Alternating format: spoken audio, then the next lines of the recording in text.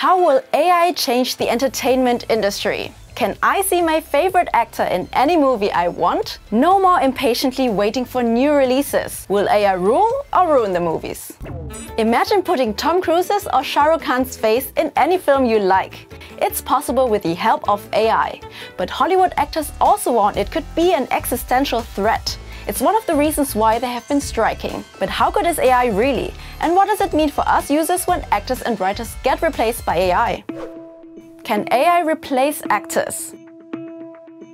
This is the real Harrison Ford in the latest Indiana Jones movie. And this is him 45 years younger in the same movie, courtesy of AI. It shocks viewers sometimes, but de-aging famous actors in blockbuster movies has become part of the day-to-day business in Hollywood. Remember the young Princess Leia's face in the Star Wars movie Rogue One in 2016? For the new Indiana Jones movie, Ford's face was recorded with motion capture software. Then his face got de-aged. Machine learning helped to analyze years of footage of Ford.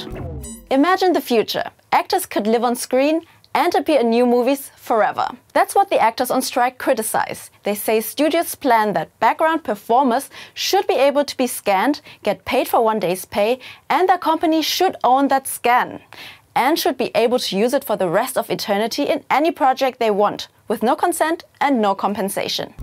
Payment for one day, performing forever. Do you think that's fair? Scripts, images, voices. AI does it all. Generative AI can take over a lot more tasks. ChatGPT can write a script. Right now, it might not be very creative or even any good, but that's just a matter of time. Midjourney and DALL-E can create stunning images when prompted right. Murph can clone voices, and Amper Music helps compose tunes. How AI replicating faces and voices affects you. In the US, actors and screenwriters demand regulation for the use of AI in entertainment. For example, they want to ban AI-written scripts as source material for movies.